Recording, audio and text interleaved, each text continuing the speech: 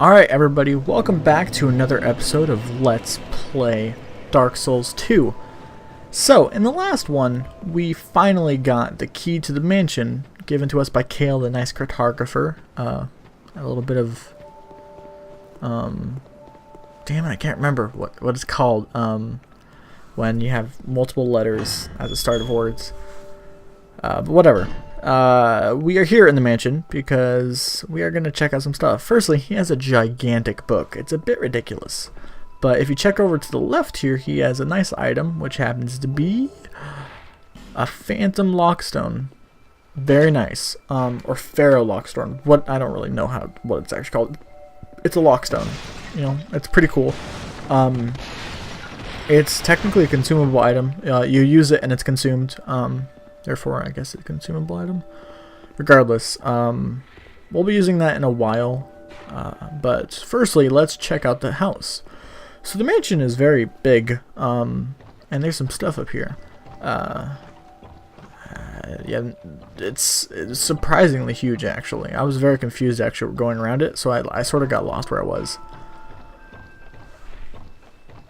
And surprise, there's a chest. Please don't break it.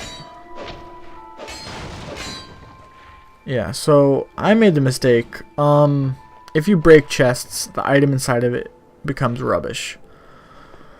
It becomes complete garbage. It becomes useless. I don't think you can even sell it, unfortunately. I made that mistake a couple of times, not gonna lie. I wasn't aware at the time, but, you know, live and learn.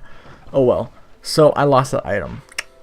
I guess I'm only supposed to attack it like once or so, just to check if it's a mimic. I don't know exactly how it works. But regardless, now that we've gone down there, I'm retracing to actually figure out where I am. I'm like, okay, that's the entrance, right? That's where I came in? Alright, so we want to go the opposite direction now. Instead of going up, we're going to go down. Going down will take us to a completely different room. This one being the giant map that Kale was talking about. Which is right there. I mean, at least I assume that's the map of Drangleic, wherever we are. That place. Pretty cool. But what we want to do is get the item here. That's not an item. It's not an item? I could have swore it was an item. Okay, I'm just freaking myself out. I thought that was an item. Or at least a chest, like a lockbox. Whatever, not like it matters. So I saw that, and I was like, alright, there's going to be a scary fight. Yep, there is a skeleton. First time fighting a skeleton here, but, you know, he's surprisingly easy. It just happens that, you gotta be careful. I don't know, like, he's easy compared to, like, the others, because the others take 2 hits with his sword. He took 4? Like, that's okay. And as far as I can tell, he doesn't come back alive, so that's good.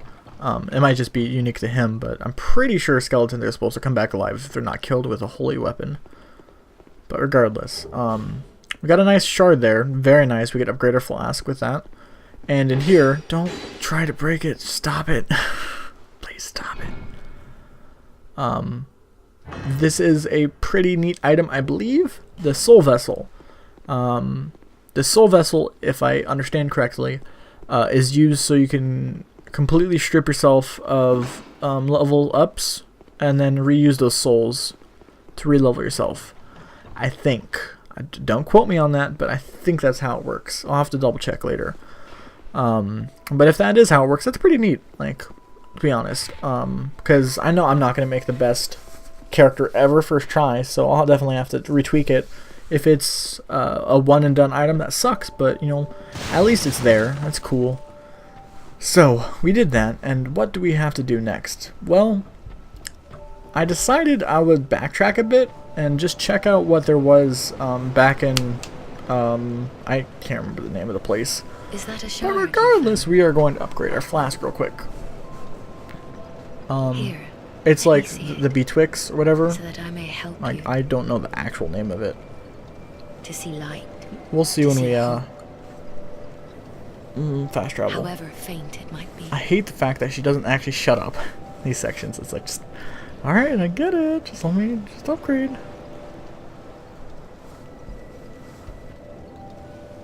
Yay.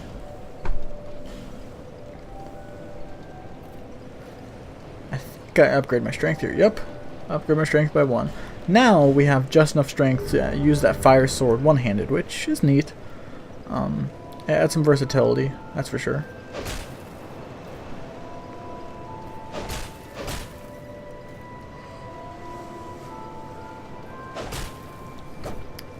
Are you done? Are you done playing around? No? Okay. I'm wondering, did I? Yeah, I think I do check that again. Remember before we saw the deaths counter? Now we can check it, and it's currently at 175,000. It looked like, I think. That's a lot. I mean, that's a lot of people. It's a lot. Unless it said 17,000, and I'm just losing my mind. But yeah, right there. It allows relocation of levels, but without proper assistance. So if you do it yourself, it will just take your souls. You're supposed to take it to one of the fire keepers, which is what I actually do. And I think I find the correct woman, so we'll check that out. We're going to, what is it called? Things Betwixt. There we go. I hope I'm not like somehow reading it wrong. It's like, no, it's completely different. Alright, I guess I sped it up a little bit. Because this section we're actually going to be going through the tutorial area actually. But that lady right there is the one who will let you reallocate your levels. I'm not going to bother with her right now because I don't need to. But I'm going to this section because this section is actually what I skipped over. I just walked right past it. It's a tutorial. It's not required, but it's a lot of easy souls. So, this, I think this, tutorial area is actually a very good idea because Dark Souls didn't actually have this sort of thing. Yeah, they had a thing telling you to attack, to roll, stuff like that. But I feel like here it makes a little bit more sense. Like right there, they told you to move the camera so you could be creative, look down, see a path, and go to it. Same thing later on. It's like look for your surroundings, and oh, what is that? You find a tree, you push it over, that sort of thing. So I feel like they actually did a pretty fair job of creating an actual tutorial. That's still in the game. It's not like an outside sort of thing that breaks up the gameplay. It's sort of just there. So all in all, pretty cool stuff. Also, it does teach you how to use torches here, though they don't actually tell you where you find the torches, which is weird, but you find them at bonfires. That's one thing. Also, they tell you how to jump. That would have been nice, but I figured it out eventually, so it's all good.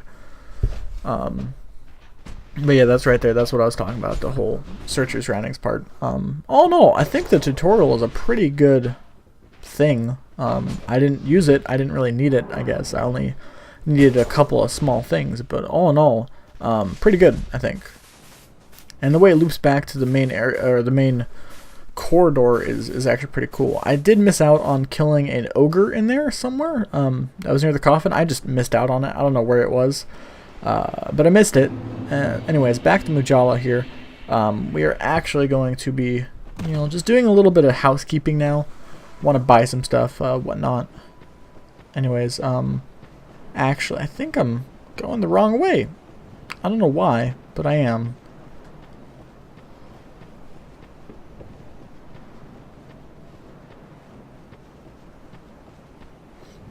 Oh, yeah, I was super confused as to where I was.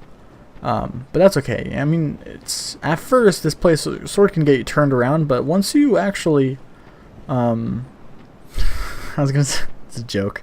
Once you actually learn to love it, I guess you get turned around, or it turns you around to it, something like that. Whatever. Shut up. It's funny. Let's go to the blacksmith because the blacksmith has some stuff we want to get. And by that, I mean we're required to go to him because he has blacksmithing stuff. I don't like him. He's very smug. Like, Andre was nicer. Just to be honest. Oh, not like it matters. So he has a finite number of steel arrows, or iron arrows, whatever. But I think he has a infinite number of normal arrows, which is always good.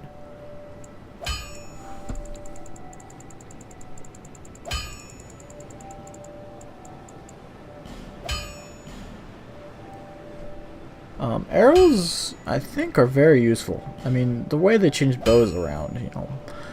I would still like a crossbow, and I'm going to try to find one, because that would be more viable for my sort of playstyle, but bows are still doing pretty good for me. Anyways, that's about it for this episode. Hope you enjoyed. It wasn't too much, but I got some things done, and we will do some more stuff in the next one. See you then. Goodbye.